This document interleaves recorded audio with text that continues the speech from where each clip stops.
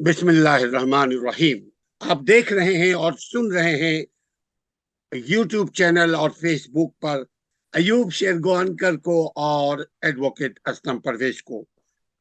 ख़वातीन व हज़रात, हम बहुत खुश नसीब हैं कि अल्लाह सुब्हान तआला ने हमें उस दीन में पैदा किया है जिस दीन को दीने फितरत कहते हैं। लेकिन पैदा होना, यकीनन इसमें हमारा कोई कंट्रीब्यूशन नहीं है।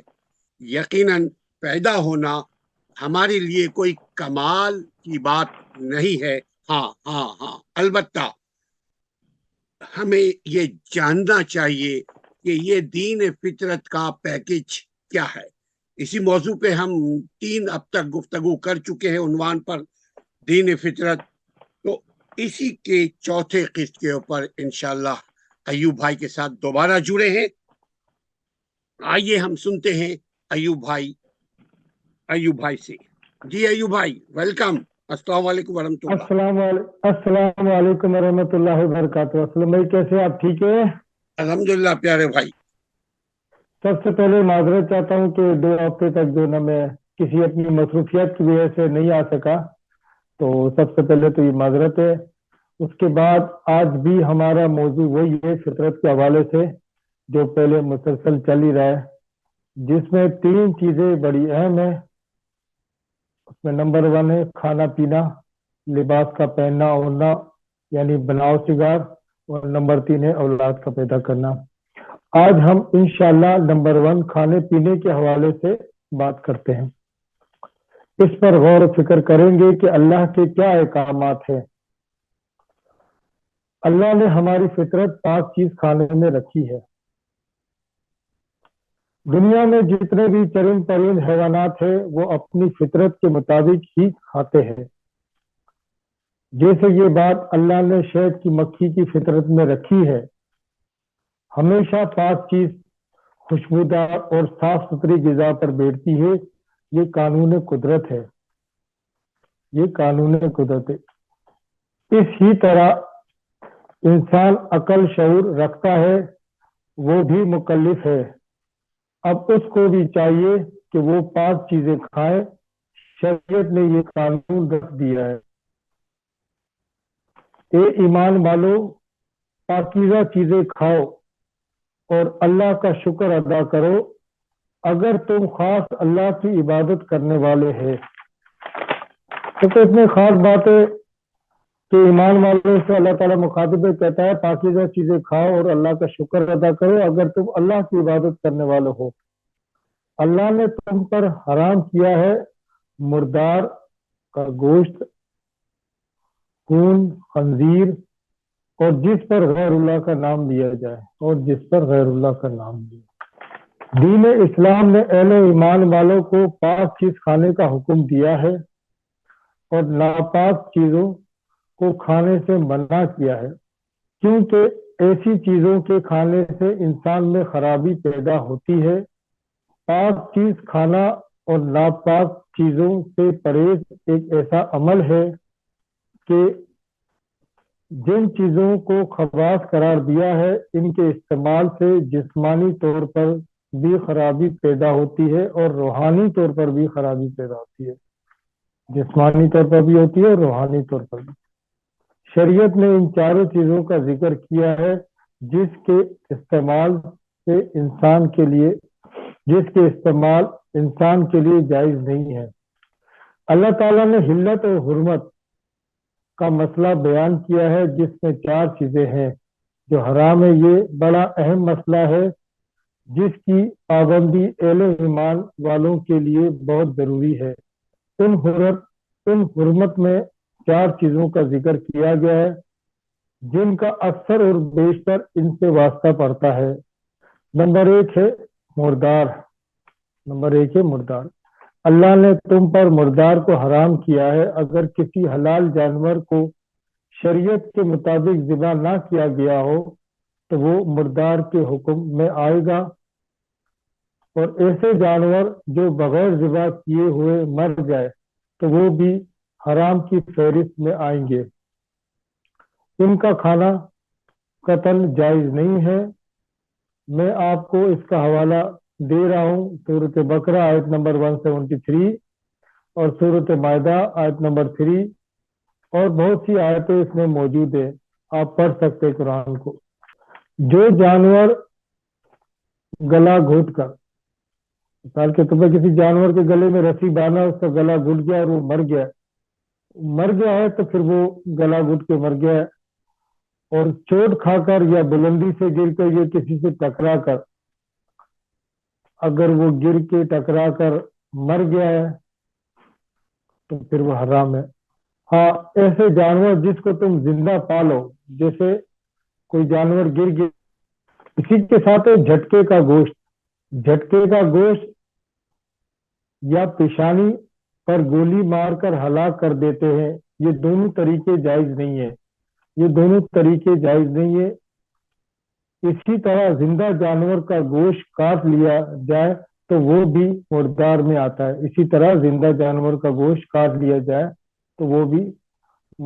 آتا ہے۔ پھر اس کے بعد نمبر 2 میں خون، بہنے والا خون بھی حرام ہے۔ جب جانور کو کاٹتے اس میں خون بہتا ہے تو بہنے والا خون بھی حرام ہے۔ ذبح کرتے وقت جو خون بہتا ہے یہ ناپاک اور حرام ہے۔ خوراک انسانی اخلاق پر اثر انداز ہوتی ہے، اس لیے خون کا استعمال سے اچھا۔ نمبر 2 ہے خون، بہنے والا خون بھی حرام ہے۔ ذبح کرتے وقت جو خون بہتا ہے یہ ناپاک اور حرام ہے۔ خوراک انسانی اخلاق پر اثر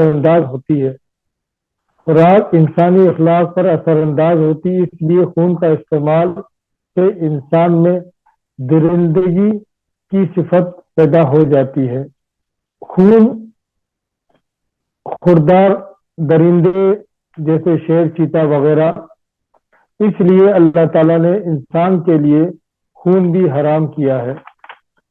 اگر کوئی انسان بھی ایسے ہی خون کا استعمال کرے گا تو اس میں بھی ایسی ہی خصلت پیدا ہو جاتی ہے، لہذا شریعت نے حرام قرار دیا ہے، جو انسانی فطرت کے خلاف ہے۔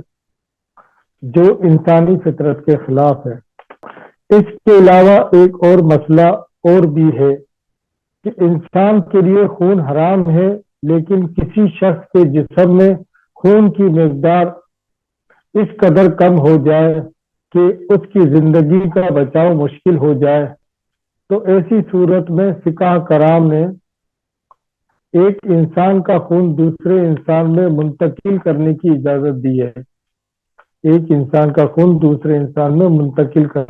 صرف منتقل کرنے کی اجازت دی۔ نمبر 3 ہے خنزیر کا گوشت، حرام ہے۔ بعض اقوام میں یہ عام طور پر اس کا گوشت کھایا جاتا ہے، اس لیے اللہ تعالیٰ نے اس گوشت کا ذکر کیا ہے۔ تمام انبیاء کے دور میں یہ خنزیر کا گوشت حرام ہی رہا ہے، اس جانور میں 2 خصلتیں پائی جاتی ہے جو انسانی فطرت کے خلاف ہے۔ ایک تو یہ جانور گندگی کھاتا ہے، اس کا گوشت کھانے والے شخص کے دل و دماغ میں بھی گندگی کے اثرات پیدا ہو جاتے ہیں۔ دوسری خصلت یہ ہے، یہ بہت بے حیائی والا جانور ہے، اس کے اندر انتہائی درجے کی بے حیائی پائی جاتی ہے جس کا مشاہدہ دنیا میں کیا جا رہا ہے۔ اس کے بعد نمبر 4 ہے غیر اللہ، جو جانور اللہ کے سوا کسی دوسری ہستی کی تقرب یا خوشنودگی کے مشہور کے لیے کیا گیا ہو وہ حرام ہے۔ مقصد یہ کہ اگر کوئی بھی جانور غیر اللہ کے نام پر منسوب کی گئی ہو وہ تو حرام ہو جائے گی۔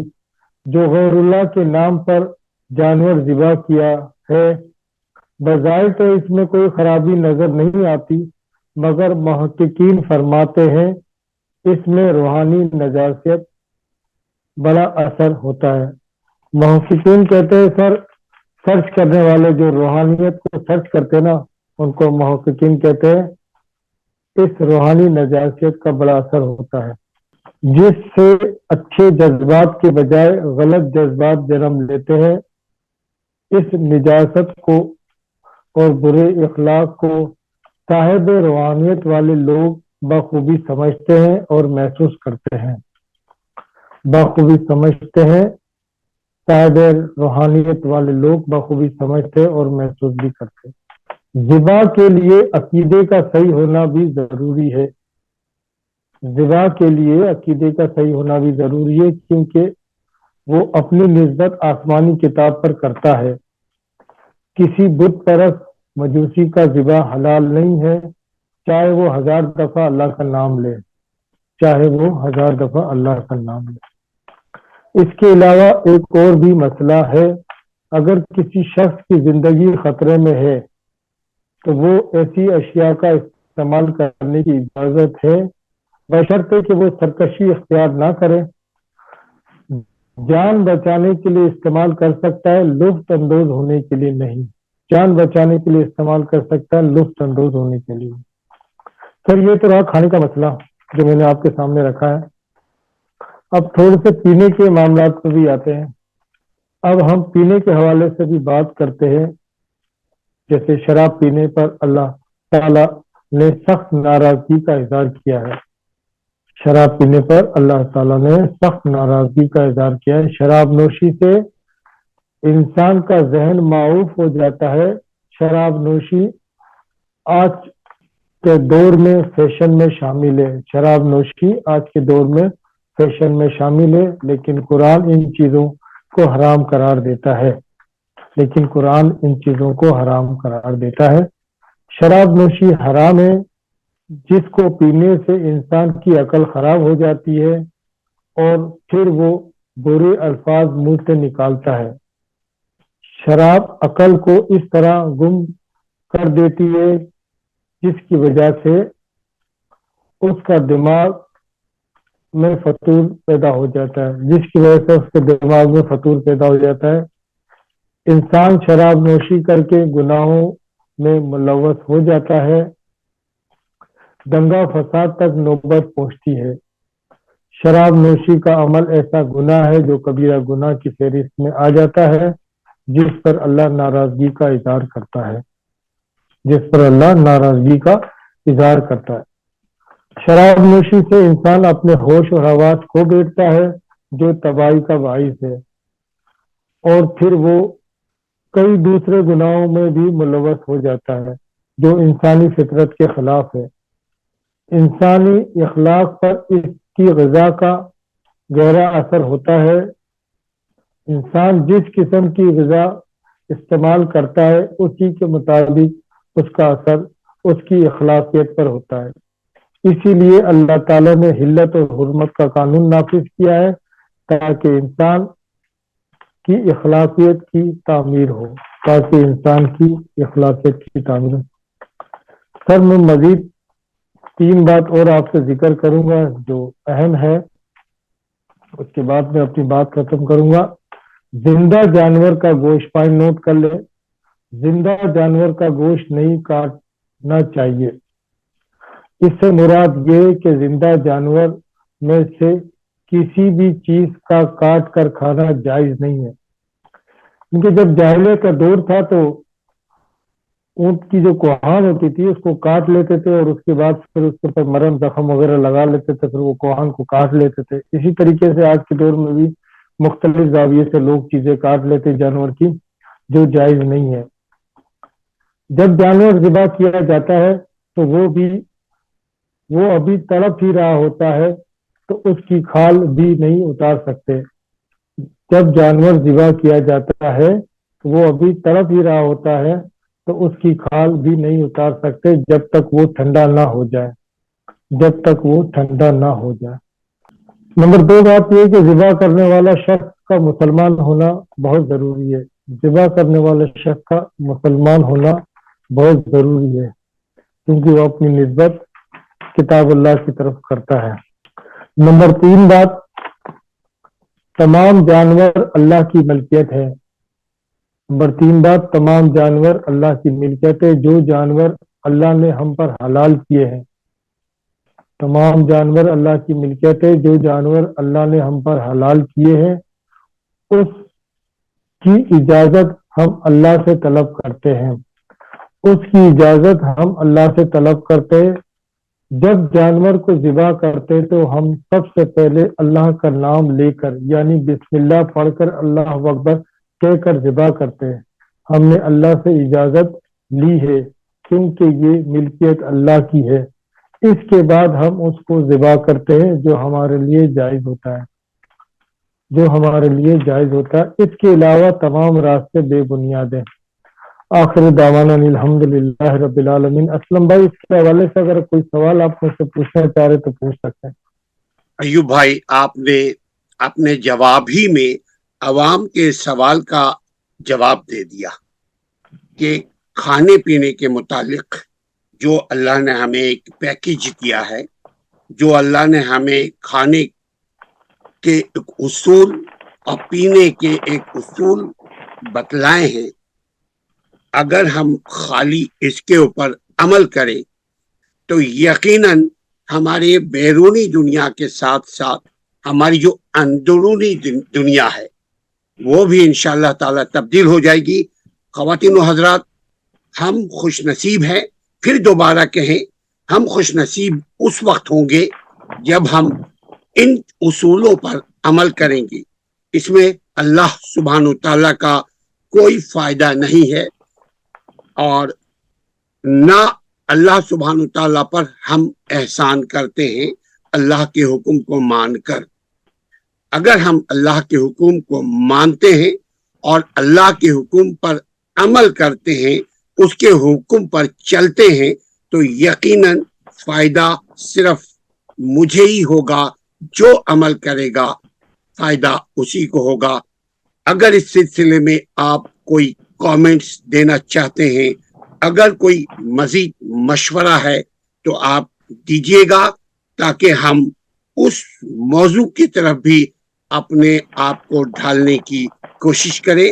اپنا اور اپنے حلال خوراک کا, اپنے صحت مند خوراک کا خیال رکھیے اور ہمارے چینل کا بھی خیال رکھیے. السلام علیکم ورحمۃ اللہ. وعلیکم السلام ورحمۃ اللہ. اسلم بھائی اس کے بعد سیکنڈ پروگرام انشاءاللہ دوسرے نمبر بلاؤ سگار کے حوالے سے ہوگا انشاءاللہ.